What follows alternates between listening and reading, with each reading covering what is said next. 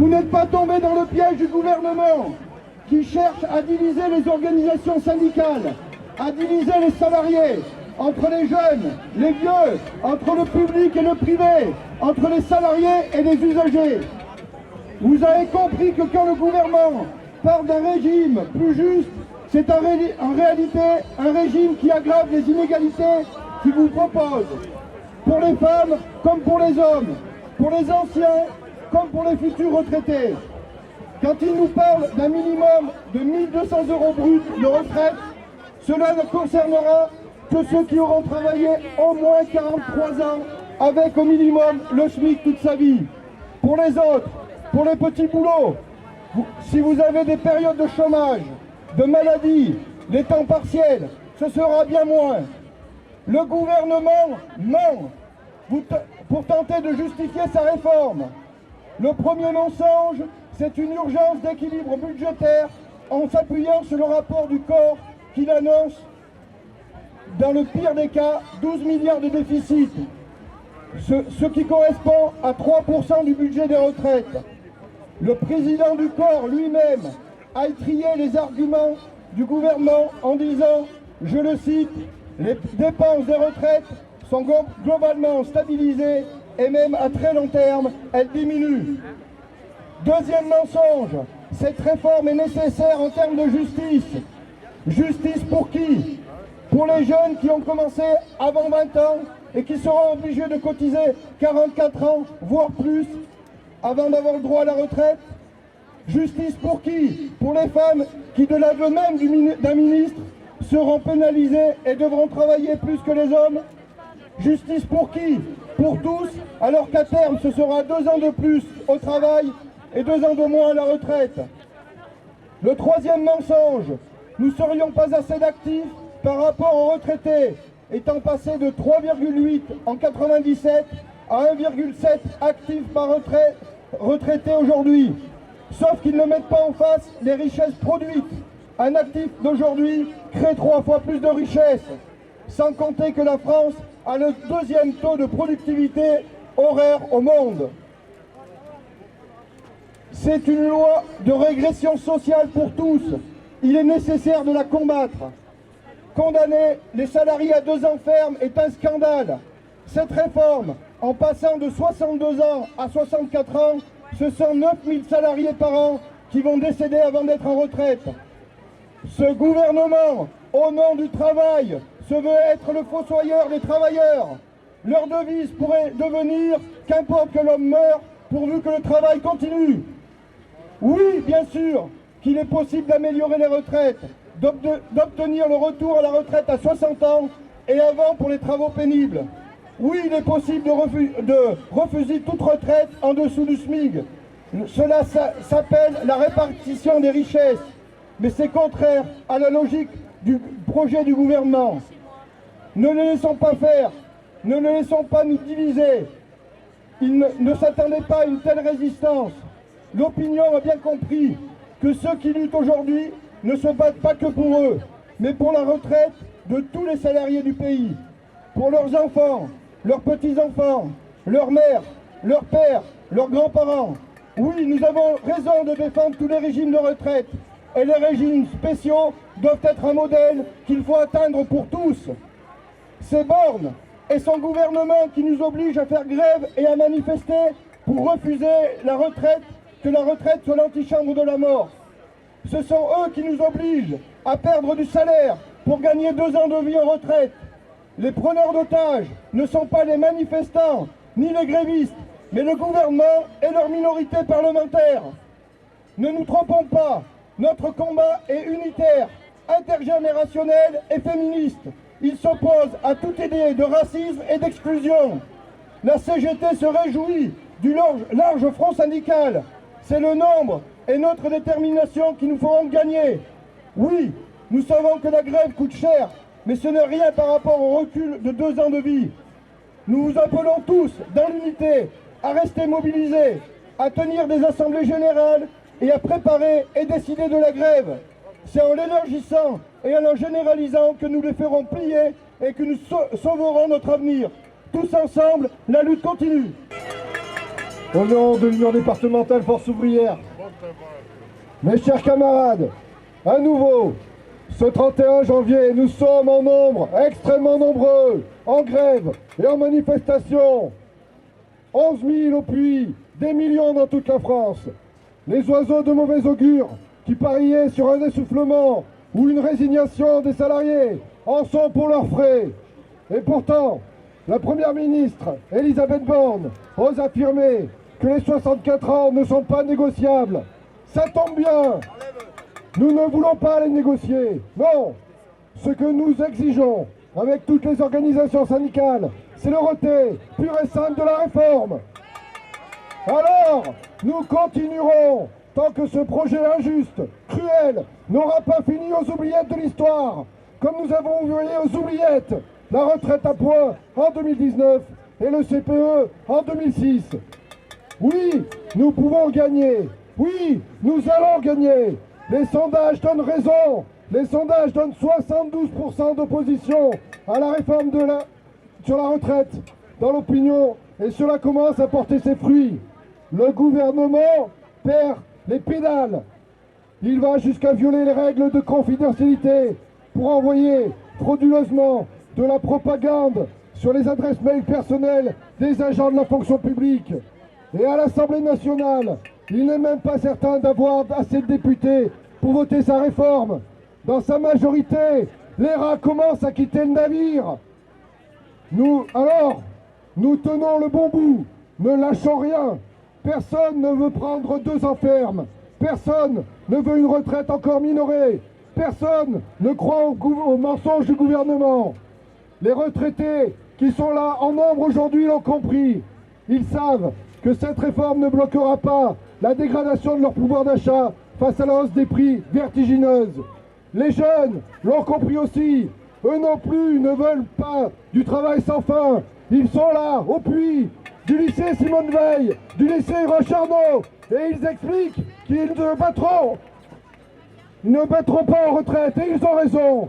Depuis hier, il y a des blocages dans les lycées. Des assemblées générales se sont tenues dans des dizaines de facultés pour décider de la grève aujourd'hui et de la prolonger. Prolonger, reconduire la grève, c'est ce qui s'est discuté et ce qui se discute dans les assemblées générales, dans l'enseignement, dans l'énergie, dans les transports, dans les hôpitaux, dans les raffineries. Tous les salariés comprennent que pour faire céder ce gouvernement isolé et affaibli, il faut frapper fort et tous ensemble, en reconduisant la grève jusqu'au retrait. Pour Force ouvrière, nous apportons et nous apporterons tout notre soutien à tous ces mouvements. Alors dès aujourd'hui, dès demain, partout, comme à Brioude à 18h, multiplions les assemblées générales, les réunions, les rencontres avec les salariés pour discuter et décider ensemble des moyens pour mettre en échec cette réforme rétrograde, pour discuter et décider ensemble de la grève jusqu'à retrait.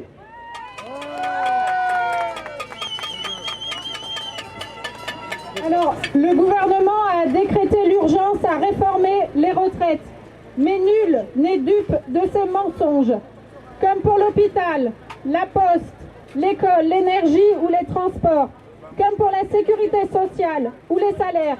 Leur urgence à eux, c'est en fait de réaliser des économies sur le dos de ceux qui travaillent et ouvrir de plus en plus les vannes aux assurances privées.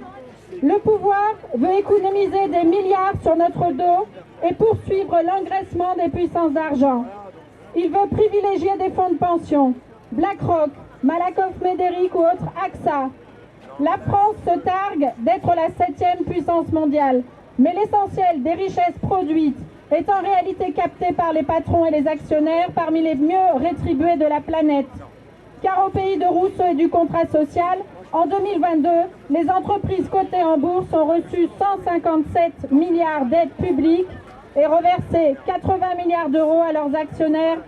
Alors, de l'argent, oui, il n'y en a jamais eu autant, et c'est pour ça que le sentiment d'injustice est si puissant dans tout le pays. Le 19 janvier, nous étions 2 millions dans toute la France. Aujourd'hui, rien qu'au Puy, nous sommes encore 11 000, c'est-à-dire plus que la dernière fois. C'est dire que le niveau de conscience qui s'exprime parmi nous est gigantesque. Mais le gouvernement continue à s'enfermer dans le déni. Et bien qu'il soit fragilisé, isolé, bien que la barque tangue, il continue à mépriser la colère des millions de personnes qui ont décidé de se lever. La retraite par répartition a permis à des millions de gens de ne pas avoir vécu que pour leur travail, de se dégager du travail pour d'autres buts, pour une deuxième vie de réalisation personnelle et collective. Dans un contexte où les coûts pleuvent de toutes parts, inflation, misère et précarité croissante, vie chère, il y a urgence à retrouver des choix collectifs, démocratiques, solidaires, écologiques, imposant une répartition des richesses plus juste pour l'emploi, les salaires et les pensions, pour réaliser enfin l'égalité homme-femme, pour développer des services publics efficaces et ambitieux. L'ampleur de la mobilisation contre la réforme des retraites cristallise bien l'ensemble de ces combats. Et il serait bien irresponsable le pouvoir qui refuserait de voir qu'aujourd'hui, la colère déborde. À l'opposé de cette réforme violente et dogmatique, la FSU oppose une alternative progressiste, crédible, par l'augmentation des cotisations, leur extension à l'ensemble des revenus et la récupération des exonérations. Il est possible de revenir à la retraite à 60 ans avec 37 annuités et demie. Cela passe évidemment par l'abandon de la décote, le retour des pré-retraites et la prise en compte des années d'études. Cela passe par l'arrêt de la pénalisation des femmes qui ont les carrières les plus aléatoires et contraintes au temps partiel, souvent imposées, et qui seraient les premières victimes de cette réforme. Notre nombre, encore aujourd'hui, témoigne d'un engagement de plus en plus large. L'engagement de toutes et tous contre un projet de société ultralibéral et antisocial. Si, selon la formule de Jaurès, le capitalisme porte en lui la guerre, comme les nuages portent l'orage, si l'intolérance se nourrit du désespoir, à l'inverse, aujourd'hui, notre combat pour les retraites porte en germe un monde plus juste, solidaire et durable. Alors clamons-le haut et fort, nous voulons un monde de justice sociale, le seul à pouvoir garantir la cohésion, l'espoir, le seul à pouvoir garantir la paix. Le rapport de force doit se maintenir et s'élever. Retraités, chômeurs, lycéens, étudiants, salariés de tous les secteurs, publics et privés, engageons-nous dans la bataille. La grève par procuration n'existe pas. Toutes et tous ensemble, unis et nombreux, mettons à bas cette réforme profondément injuste. On n'a pas besoin de vous convaincre que cette réforme est injuste, inégale. Bon, en un mot, c'est une réforme dégueulasse. Donc vous êtes tous et toutes là, donc il n'y a pas besoin de vous convaincre. Les autres camarades donc l'ont fait. Nous, à Solidaire, donc on appelle l'ensemble des personnels à se réunir en AG pour décider des modalités de la grève et organiser sa reconduction pour obtenir dans un premier temps l'abandon de ce projet. Donc nous n'obtiendrons pas l'abandon de ce projet sans reconduction de la grève jusqu'au retrait. C'est ce que nous proposons dans un premier temps. Dans un deuxième temps, donc nous ne tenons pas à en rester là. Donc nous proposons donc une baisse du temps de travail, donc une réorganisation totale donc du travail, un âge de la retraite à 60 ans, voire moins pour les métiers pénibles. Solidaire soutient toutes les initiatives pour mettre en place des caisses de grève, des repas collectifs, agir pour l'entraide car la solidarité est l'arme la plus efficace pour que tous et toutes rejoignent le combat. Ne laissons pas les capitalistes diriger ne laissons pas les capitalistes donc diriger nos vies. C'est nous qui cotisons, c'est nous qui décidons. Entamons la grève jusqu'au retrait. Merci. Je vais prendre la parole pour l'UNSA. Je pense que je suis le dernier. Merci d'être encore là pour m'écouter. 2 millions de personnes dans la rue le 19 janvier. Des initiatives et des actions tous les jours, dans tous les départements depuis. Et aujourd'hui, nous sommes encore plus nombreux pour dire et répéter. Les salariés du privé, les agents de la fonction publique ne veulent ni du recul de l'âge de départ à retraite, ni de l'allongement de la durée de cotisation pour espérer une retraite à taux plein. Mais le gouvernement est sourd. obstiné, arc-bouté sur sa réforme injuste et pénalisante. La chose est pourtant maintenant entendue. Il n'y a plus de questions à se poser. 72% de la population française, et parmi eux 93% des actifs, sont opposés à cette réforme. Le gouvernement tente d'expliquer le bien fondé de cette réforme, la qualifiant de socialement juste et expliquant qu'il n'y aurait pas de perdants. Ils disent faire ainsi de la pédagogie. Pourtant, en 15 jours, chaque argument gouvernemental fait progresser le refus de la réforme. Même dans la majorité, quelques fissures apparaissent. Des députés annoncent refuser de voter la réforme. Le ministre Riester avoue même que la réforme sera pénalisante pour les femmes. Aucun argument du gouvernement ne fait mouche. Aucun élément de langage ne convainc. Et pour cause, nous n'avons pas besoin d'explications supplémentaires. Nous ne sommes pas stupides. Nous avons bien compris que nous devrions travailler plus longtemps. Du coup, les discours gouvernementaux évoluent, en particulier ce week-end. Les messages maintenant sont des discours d'autorité, ne laissant plus la place à la pédagogie et à la volonté de convaincre. La bataille de l'opinion a été perdue. Il ne reste plus que taper du poing sur la table.